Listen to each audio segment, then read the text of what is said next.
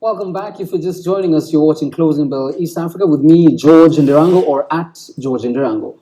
Now, initially focused on building a differentiated processing platform to enable banks and distributors to create more flexible products, NEC Payments has transitioned into a well-rounded company, certified third-party processor, and leader in the fintech space. The CEO, Andrew Sims, joins us now. Andrew, I've definitely done enough publicity in the opening. Thank you so much for joining us. You've done my job for me, so thank you, and it's great to be here. All right, but don't leave yet. We have a lot more to talk about. Now, the guest before you spoke about something I think you might want to clarify. She said that the future of banks looks very dim, and very soon they might be obsolete. What is your response?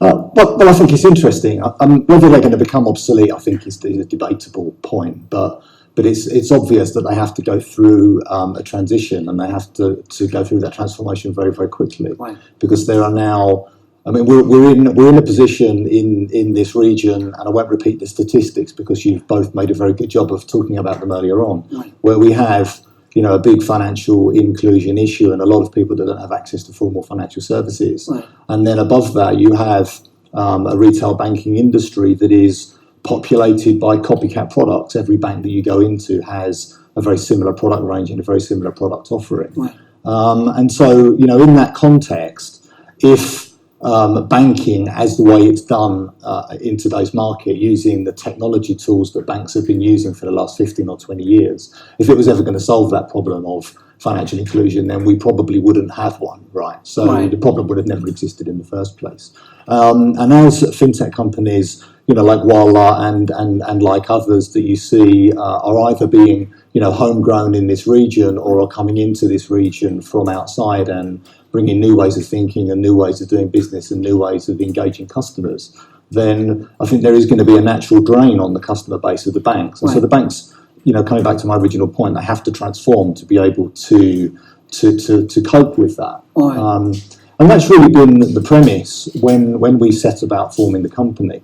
You know, our view was that in a changing market where we now have generations that are coming through into bankable age, that not just know what the internet is, but have actually been brought up on very fast broadband internet access and are used to a very feature-rich digital experience. Yeah. You know, it's pretty clear that banking in the way that it's been done over the last, you know, 30, 40, 400 years is just not going to cut it. All right. Speaking of transformation, the point I mentioned at the top, you were initially focused on building a differentiated processing platform, but you had to switch to create a bit more flexible products and a bit more flexibility for most of these consumers and the banks and the institutions. Yeah. So how easy was it trying to make that transition, both financially and in terms of software and development? Well, it's interesting, and I was asked this question yesterday at the .Finance Summit that we're here in Kigali for, and my response was at the time that it wasn't planned. I mean, right. any founder of a technical startup that tells you that they had a master plan at the beginning and they've executed it is probably not being fully truthful, because being able to, you know, think fast, fail fast, and react and then change things as you move along is really, really important for companies like us. Right. And so you're right, our original view was that we would build a processing platform to enable banks and also businesses and other non-financial institutions to be able to run card-based programs with a lot more agility and flexibility than they've done before. Right. But as we got on our journey of building the technology, we realised that there was actually so much more that we could do, and there are some fundamental things that we did in terms of our software design that has enabled us to push our concept and take it an awful lot further. Right. And so we really now bridge the gap between what a legacy core banking platform would do or some of the functions of a core banking platform, because we've not tried to reinvent that wheel, and card processing.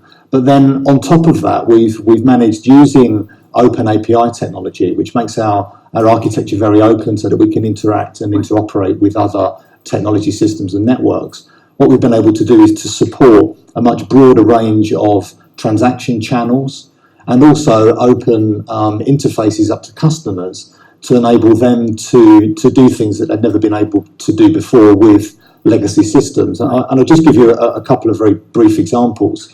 We have a virtual account structure that enables us to provide accounts to customers, but that works using business rules so that we can link accounts together in a very flexible way to provide multi-currency services and multi-accounts for customers that have got different purposes, like for balance segregation. So people can allot a certain amount of money for ATM transactions, a certain amount of money for entertainment. And in multi-currency, we could run different currency wallets that could be transacted on via one card or one payment device, one mobile app, for example. And incidentally, seeing as we've been talking about cryptocurrency earlier on, there's absolutely no reason why those wallets can't store cryptocurrency or indeed any other value. We've been talking with people about how we could build a product where one of the wallets on our platform is actually denominated in another physical asset like gold, for example.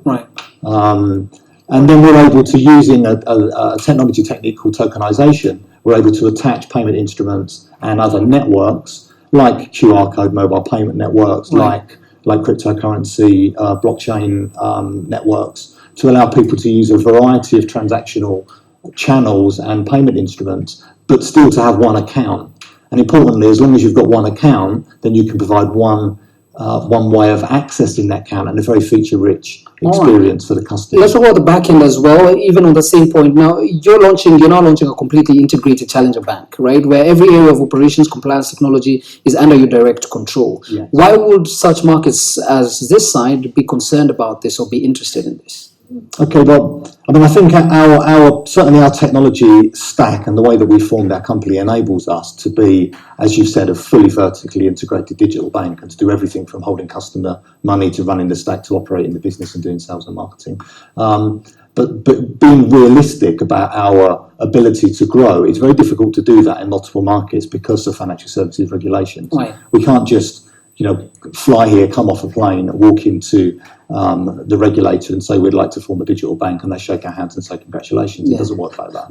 So there's capital requirements and a whole load of other glue that we won't go into here that makes that very difficult. And so our approach, where we're operating outside of our core market or our home market, is to come in with our technology platform, find partners that we can work with, whether they're banks or financial institutions themselves, or even other digital distribution channels like Wallet is a perfect example, where we can actually come in and provide the underlying infrastructure that they can then build their product on top of and take that product out to market. So in many ways, there are two opportunities for us as a business to grow. Where we choose to, and we make an investment in a regulatory framework, then we can run vertically integrated financial services businesses ourselves as a digital challenger bank, as we would be known. But in other markets, our strategy is very much to identify partners that we can work with, where we bring our technology and our know-how, and they bring their financial services licensing and their distribution channels. Perfect. So thank you very much. For interest of time, we have to put a pause on things there, but it's pretty clear the kind of conversations that are happening at the Dot Finance Summit. On one hand, we had issue on cryptocurrency and what exactly is happening to try and move on with that space. Our previous guest saying that banks might actually be obsolete by cryptocurrency taking the bulk of that. And then we had Andrew Sims, CEO of NEC Payments, saying that there's a lot more flexibility and we'll still see some modalities of traditional legacy banking remain in the years to come. Thank you very much for watching. We'll pick up this conversation from the East tomorrow. For now, we have the South African markets coming up next.